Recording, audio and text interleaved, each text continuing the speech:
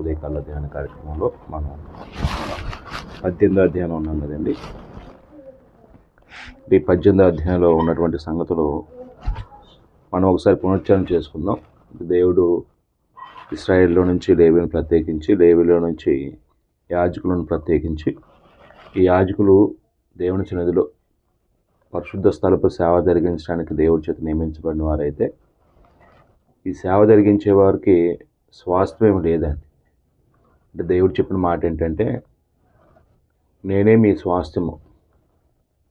అప్పుడు ఎలా మరి వాళ్ళ పోషణ, దేవుడు వారి పోషణ విషయంలో చేసినటువంటి చర్య ఏంటంటే, ఇశ్రాయేలు దేవునికి అర్పించే ప్రతిష్టార్పణలన్నిట్లో దేవునికి రావాల్సినటువంటి భాగాన్ని ఇశ్రాయేలు దేవుని సన్నిధికి తీసుకొచ్చినప్పుడు అది ఎవరు సొత్తు అన్నాడంటే, అది దేవుని సన్నిధిలో సేవ చేస్తున్నటువంటి యాజకుల సొత్తు అన్నాడు.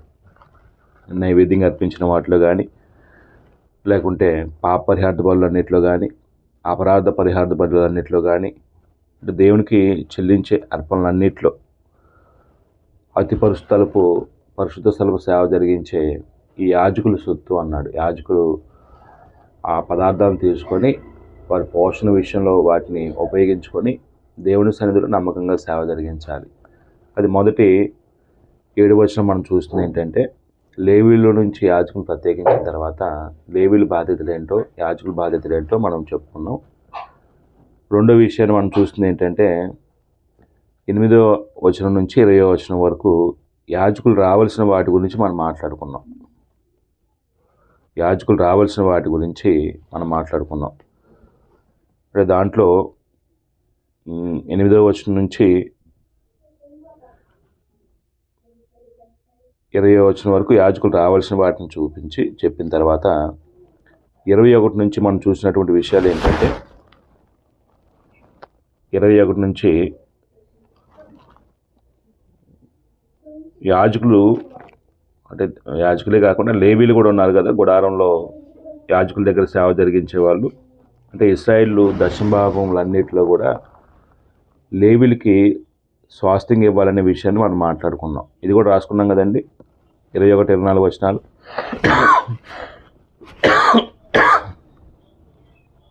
21, 24 రాసుకున్నారా? ఏదని చెప్తారా సోదరులు?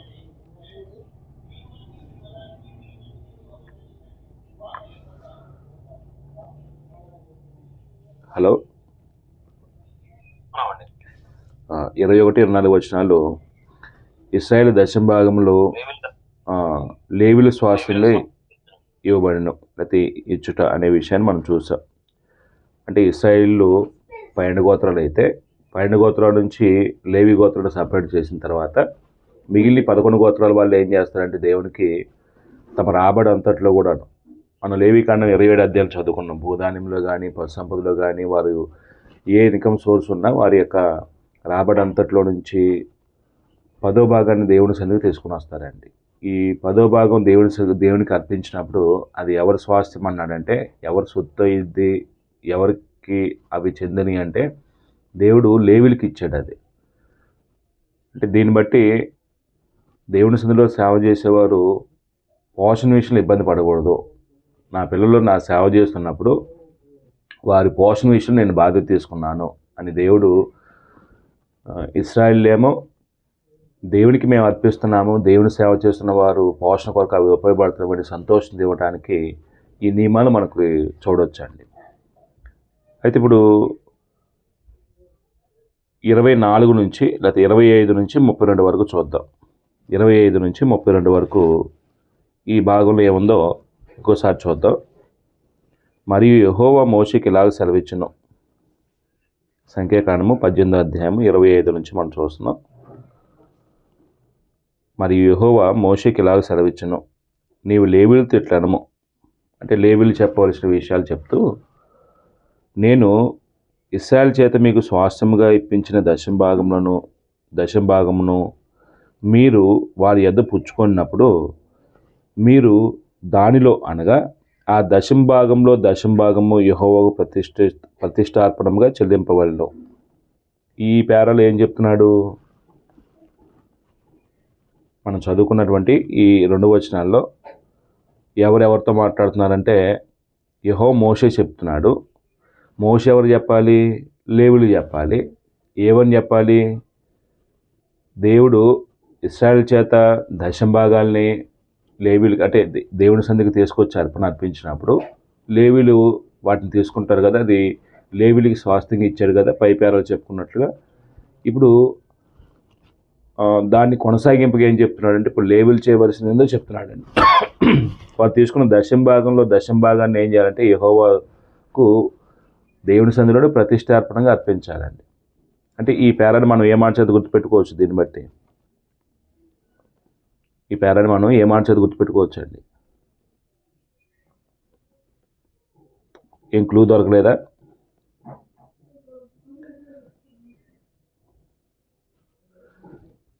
ఎవరు మాట్లాడరేంటండి? అంటే మీరు మాట్లాడుతుంటే కొంచెం ఆసక్తిగా వింటున్నారని నేను కూడా చెప్పడానికి బాగుంటుంది. మీరు అలా మౌనంగా ఉంటే మీరు అసలు ఫాలో అవుతున్నారో లేదో, నా మాట అర్థం అవుతుందో లేదో నాకేం అర్థం కాదండి.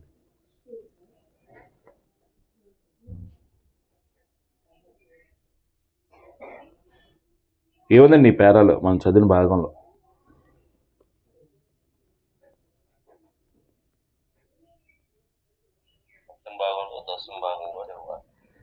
ఉమ్, 26వ వచనంలో మనం ఆ పదం అంటలేం చేసుకుంటే, దశంభాగమును యెహోవాకు ప్రతిష్టార్పణకు చెల్లింపవలన అన్నాడండి.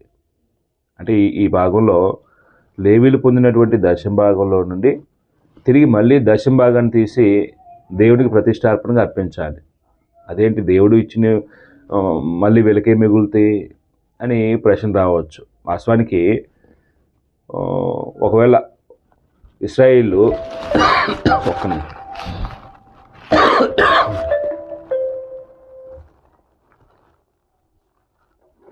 ఒక్క నిమిషం ఫోన్ వచ్చింది, కట్ చేశాను.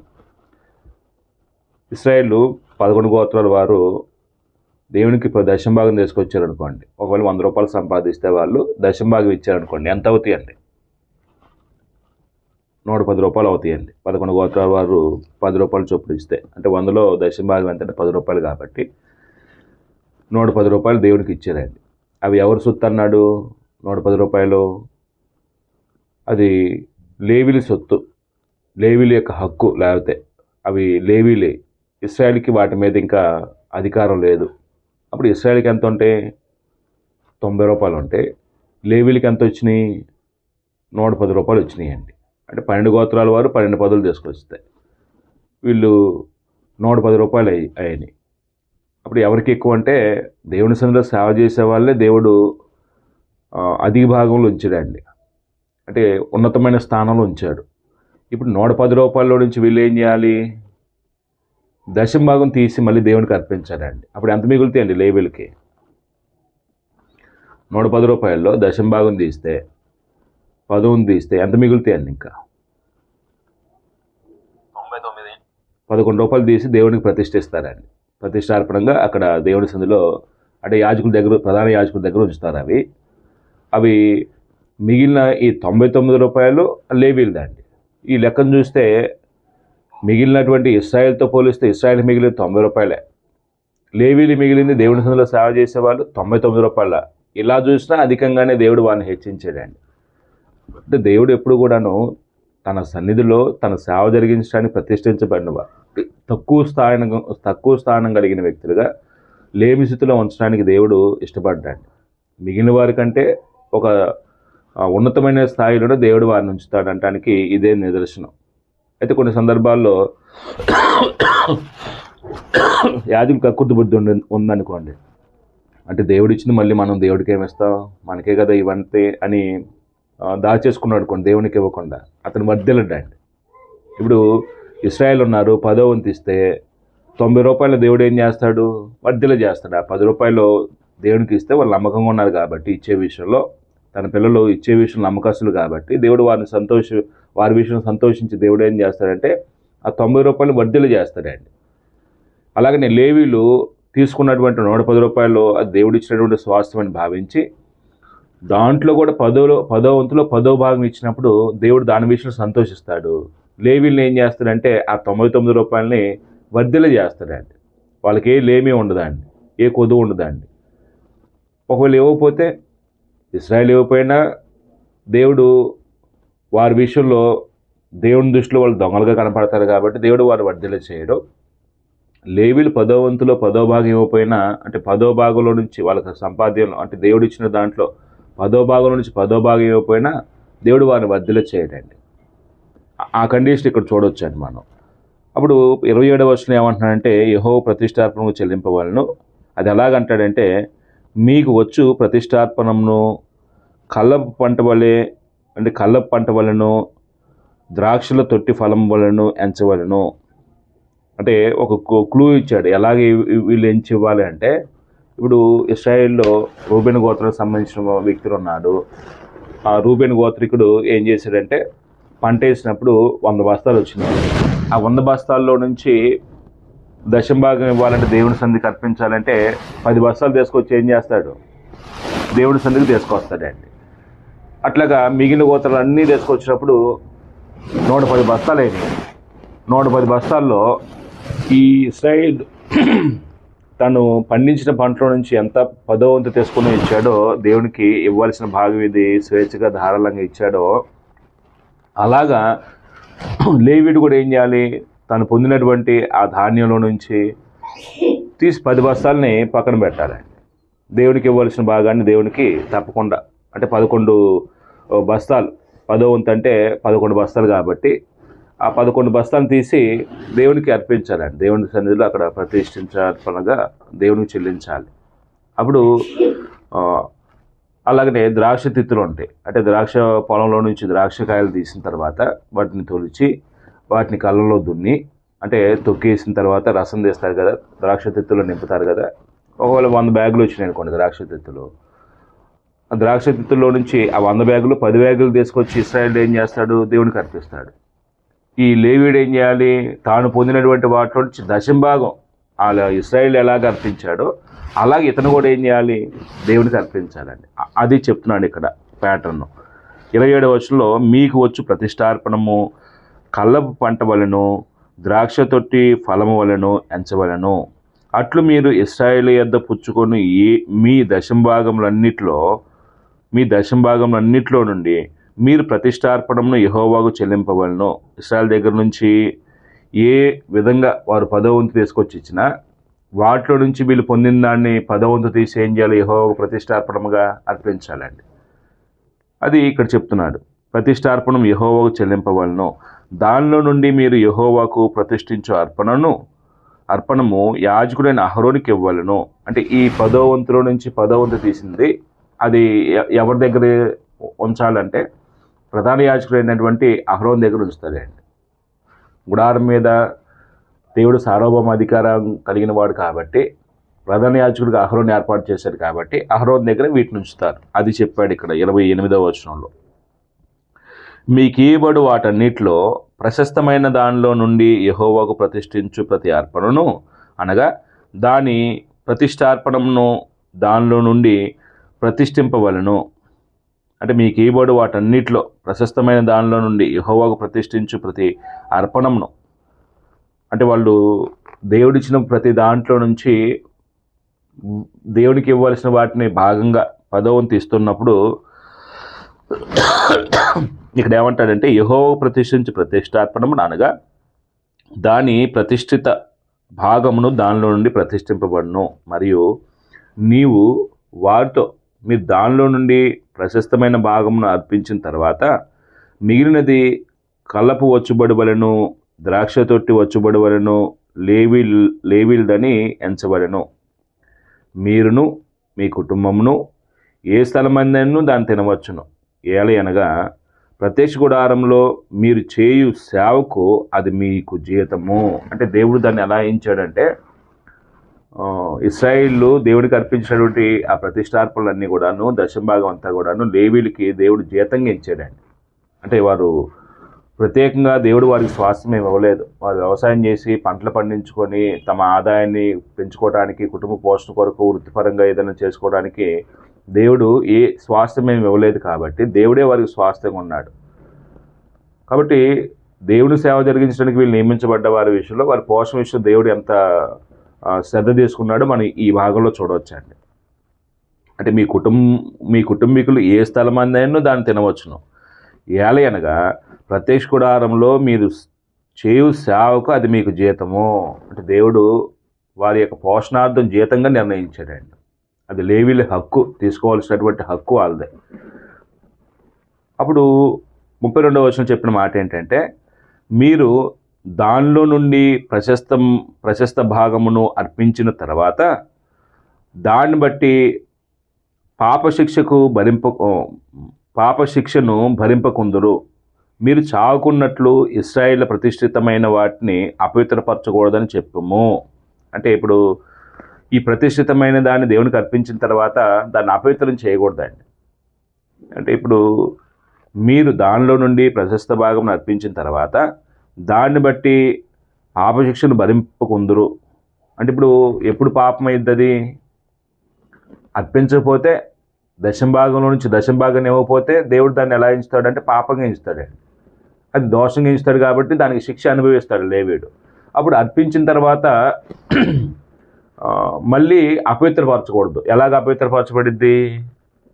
బైబిల్లో ఒక చిన్న సందర్భానికి జ్ఞాపకం చేస్తాను. అంటే దేవుని సందులో సేవ చేసే వాళ్ళే దేవునికి రావాల్సినటువంటి భాగాన్ని దేవునికి ఇచ్చి వారికి రావాల్సిన భాగాన్ని వాళ్ళు తీసుకునే యాజకులు ఒక సందర్భంలో, అంటే యాజకులు ఎలా తీసుకుంటారంటే మనం బైబిల్లో ఒక చిన్న సందర్భాన్ని చూడొచ్చండి.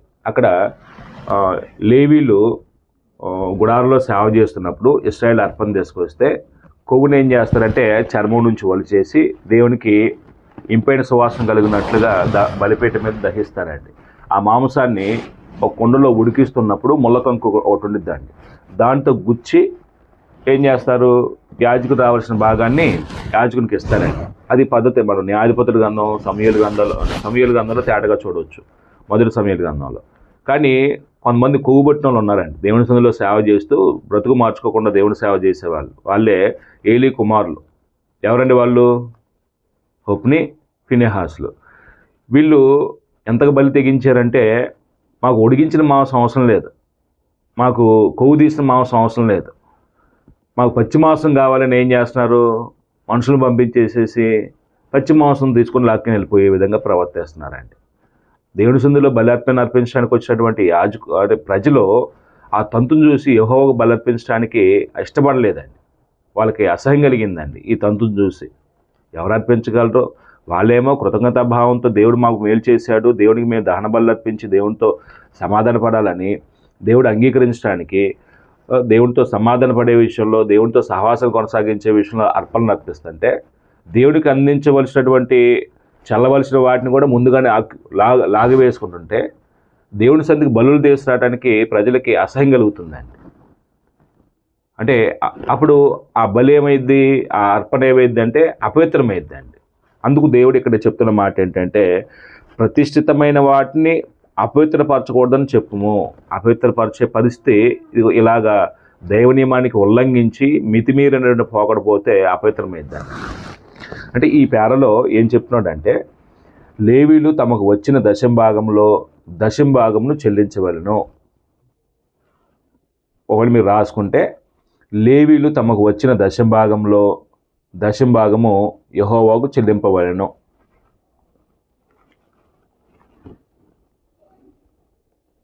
లేవీలు దశంభాగము దేవునికి చెల్లింపవలను, లేకపోతే దేవునికి ప్రతిష్ఠింపవలను. మీరు ఎలాగైనా గుర్తుపెట్టుకోండి. ఇక్కడ ప్రతిష్ఠింపవలను అనే మాట మనకు కనబడుతుంది కాబట్టి ప్రతిష్టార్పణంగా చెల్లించాలని రాసుకోండి. లేకుంటే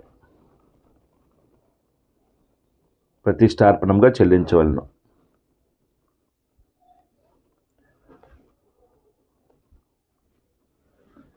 లేవీలు తమకు వచ్చిన దశంభాగమును యెహోవాకు లేకపోతే దేవునికి ప్రతిష్టార్పణంగా చెల్లించాలి.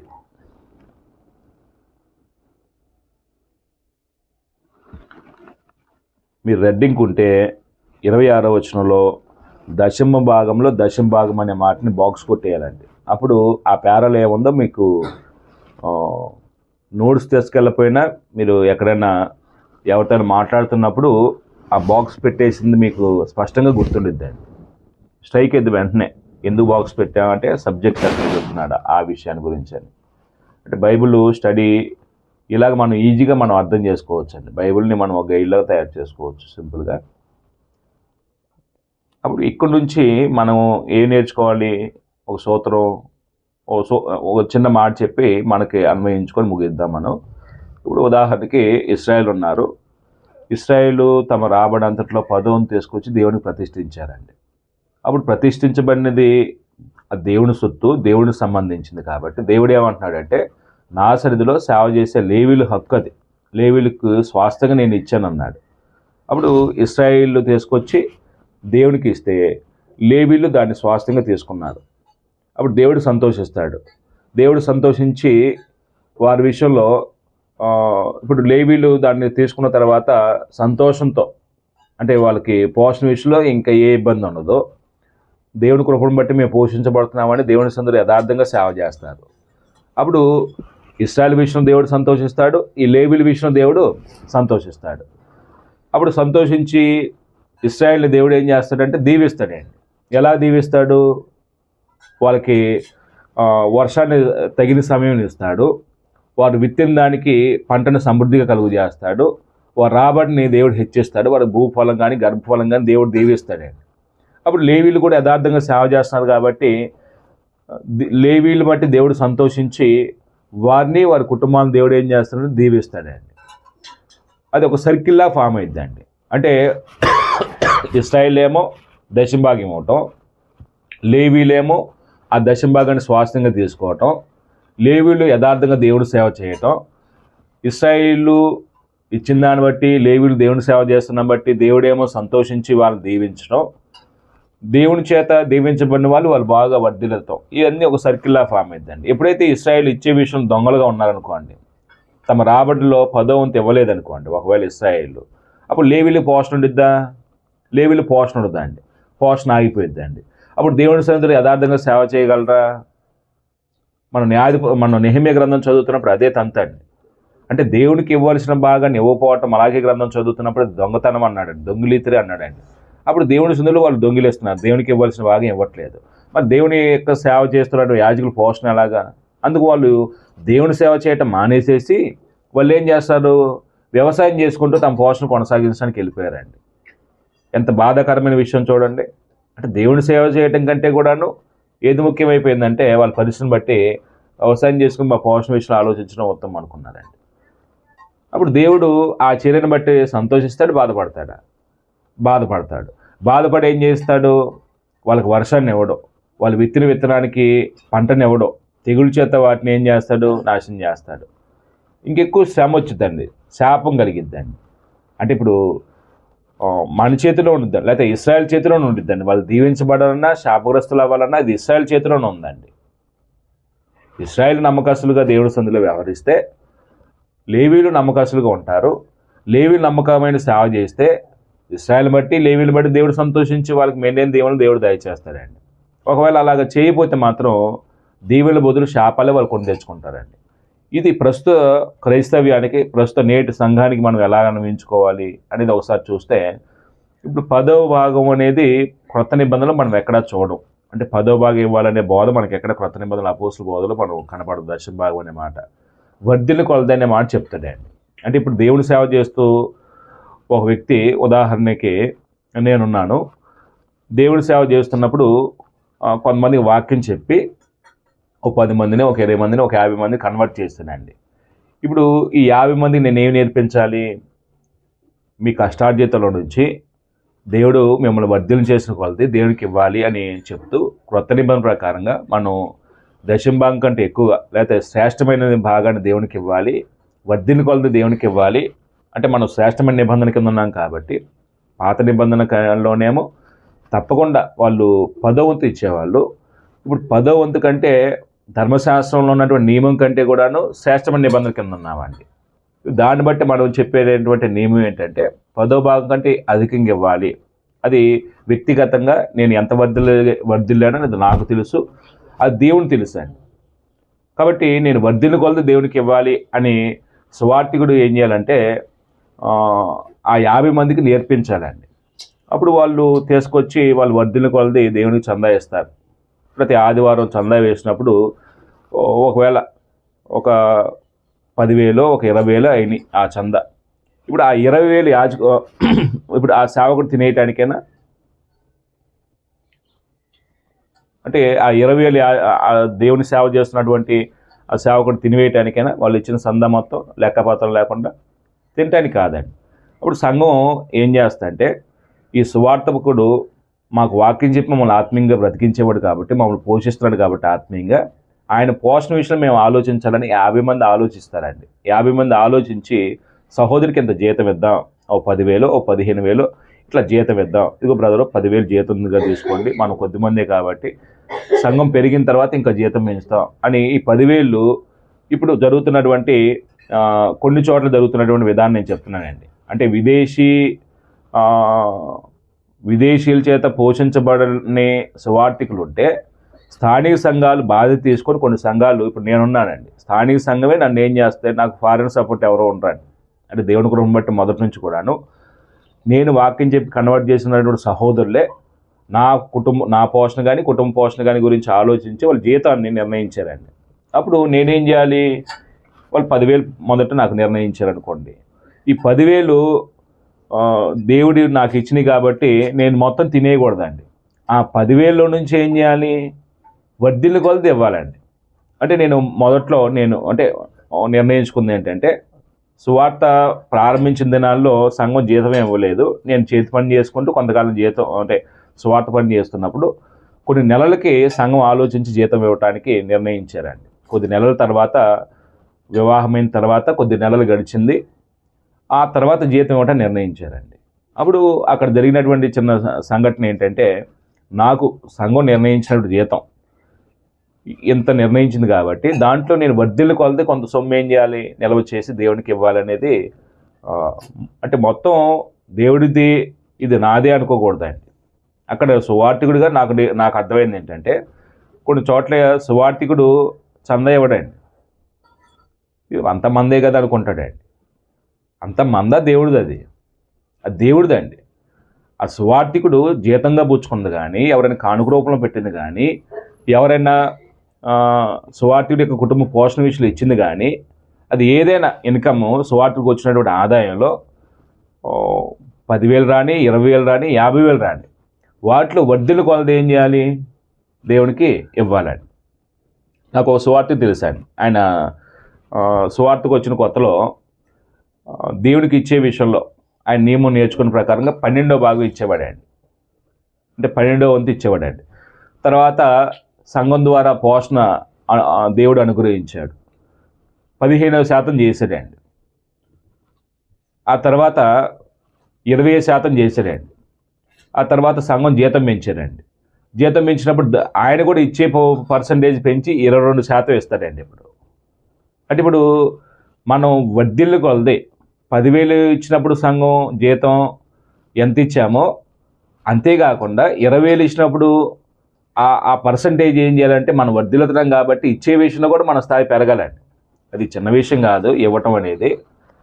నేను ఇవ్వటం గురించి ఎక్కువ మాట్లాడుతున్నానేమో, ఎవరికి నచ్చదండి ఇవ్వటం గురించి. ఈ మాటలు ఎవరికి నచ్చవు. ఆ దేవుడికి ఎందుకండి ఇవి అనుకుంటామండి. దేవుడికి ఎందుకు ఇవ్వాలండి? మనం అంతా దేవుడిదే కదా అనిపించుద్దండి మనకి. ఇశ్రాయేలుకి ఎందుకు ఈ నియమం చెప్పాడండి? మీరు 10వ భాగం ఇవ్వమని ఎందుకు చెప్పాడండి? స్వాస్థ్యం లేనటువంటి లేవీలకి స్వాస్థ్యం దేవుడే కాబట్టి.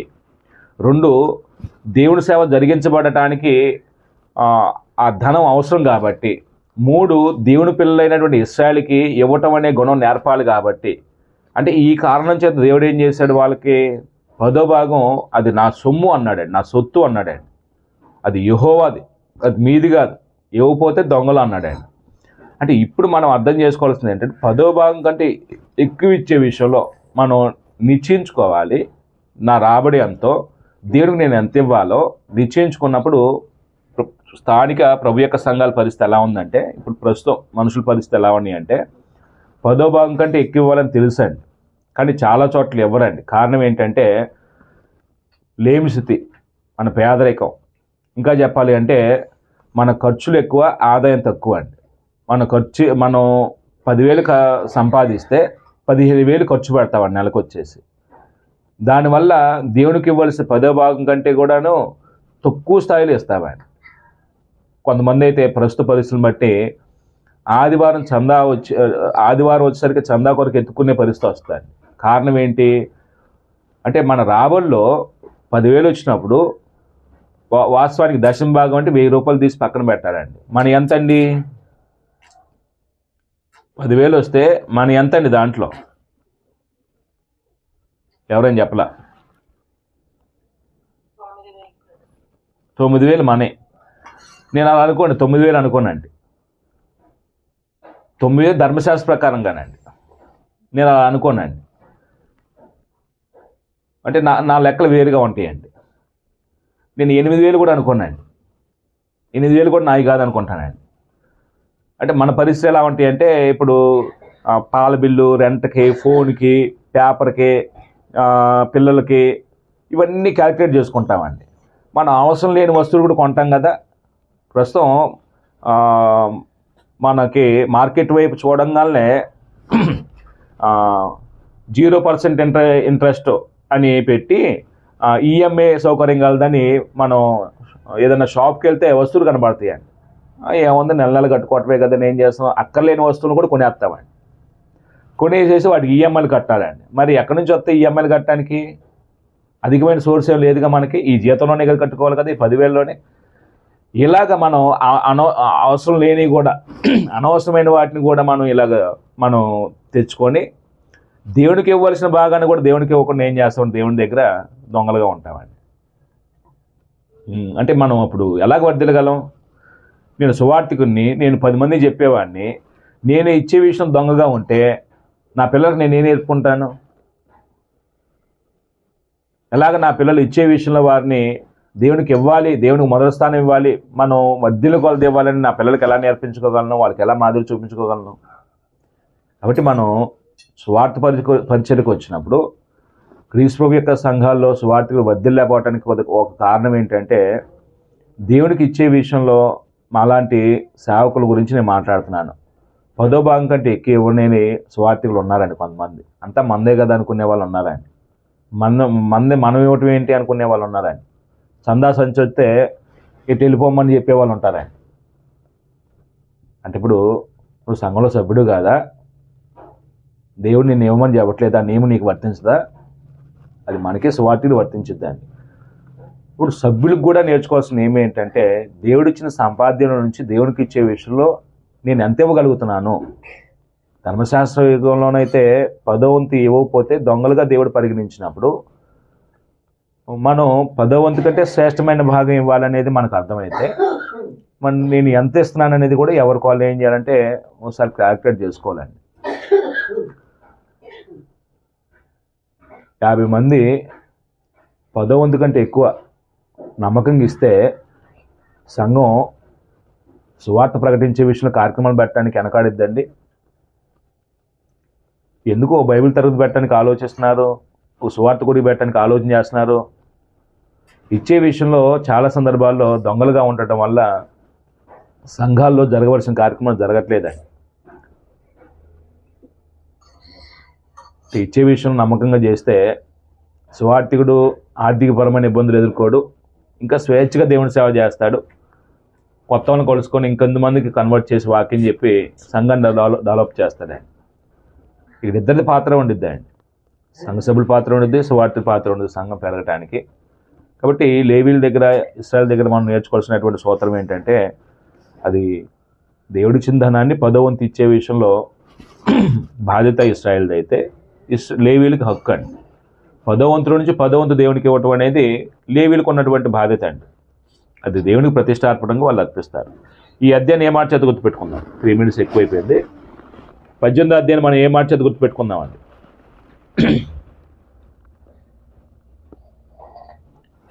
ముగిస్తాను నేను. 18వ అధ్యాయాన్ని మనం ఏ మాట చేత గుర్తుపెట్టుకుందాం?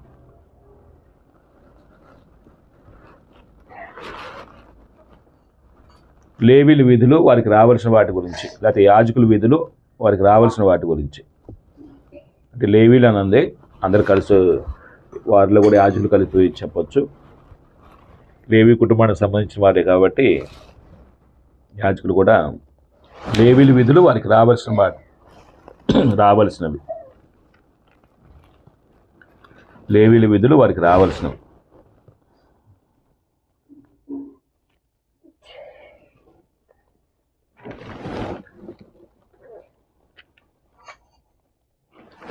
రైట్. నేను ఒకవేళ మీకు చెప్పిన మాటలో ఏదన్నా మీకు అభ్యంతరకరంగా ఉంటే ఒకసారి మీరు ఆలోచించండి. ఇచ్చే విషయంలో అంటే ఇచ్చుటనే మాట ప్రస్తుత క్రీస్తవ సంఘాలు ఎక్కువ చెప్పరండి, అంటే వినరండి. మనుషులు కొంచెం కష్టంగా భావిస్తారు. దేవునికి ఇవ్వటం ఏంటని అనిపించింది అండి. ఏమిలా దేవుడు మనకు ధనాన్ని ఇచ్చింది ఎందుకొరకు అంటే ఆయన పని కొరకు వినియోగించడానికి దేవుడు మనకి ఇచ్చాడండి. అంటే దేవుడు తిండో మరి ఎందుకు ఇవ్వాలి అంటే మనకి ఇచ్చుటనే గుణం నేర్పించడానికి ఇవ్వమంటున్నాడు అండి.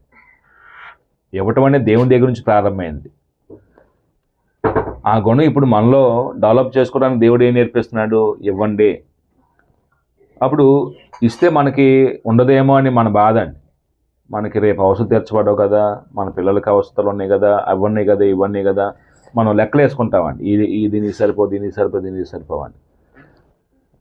నేను అనుభవపూర్వకంగా నా జీవితం జరిగిన విషయాలే దేవునికి ఇచ్చే విషయంలో నేను నమ్మకస్తుగా ఉంటే దేవుడు నన్ను ఎప్పుడూ లేముంచలేదండి. ఎందుకంటే దేవుడికి ఇస్తున్నాను, అది నా సంపాద్యం కాదు కదా, నేను కష్టపడి కాదు కదా. నేను ఎప్పుడు లేముంచడండి దేవుడు. అంటే మనం ఎవరో గుర్తులేదు కానీ బాగా పేరు ప్రఖ్యాతులు పొందినటువంటి కంపెనీ, ఏదో కంపెనీ అంటండి. ఆ కంపెనీ ఓనరు 90% ఇస్తాడంటండి దేవునికి. మరి ఎంత ఆదాయం వస్తే 90% ఇస్తాడో నాకు అర్థం కాలేదండి. అయినా సరే లాభాలు ఉండిద్దంటండి కంపెనీ. మీకేమైనా గుర్తుందా బ్రదర్? ఎవరికైనా ఆయనేనా? నేను విన్నానండి, ఒక 6 సంవత్సరాల క్రితం విన్నాను. 90% ఇస్తాడంటే. మరి 90% ఇవ్వటానికి ఎంత విశ్వాసం కావాలండి? ఎంత ఆదాయం వస్తే? నేను ఇంకో టైం అయిపోయింది, నేను తర్వాత చెప్తాడండి. అంటే ఇచ్చే విషయంలో మనం మనస్తత్వం ఎలా ఉండిద్ది అంటే 100 రూపాయలు ఇస్తే 10 రూపాయలు ఇవ్వటం బాధ కలగదండి, 11 రూపాయలు ఇవ్వటం బాధ అయ్యేదండి. 1000 రూపాయలు ఇస్తే 100 రూపాయలు లేకపోతే 110 రూపాయలు ఇవ్వటం పెద్ద ఇబ్బంది అనిపిస్తుందండి. 10,000 వస్తే 1100 ఇవ్వటం కొద్దిగా ఆలోచిస్తామండి. 1,00,000 రూపాయలు వస్తే 11,000 ఇవ్వటానికి మనిషి ఏం చేస్తాడండి? అమ్మో 11,000, అప్పుడు గుండె జల్లుమనిద్దండి. అంటే మన పరిస్థితి అలా ఉండిద్దండి.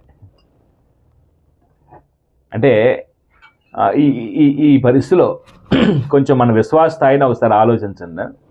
మీ అందరికీ వందనాలు తెలియపరుస్తూ నేను చేస్తున్నాను. సోదర సమయం ఇస్తున్నాను.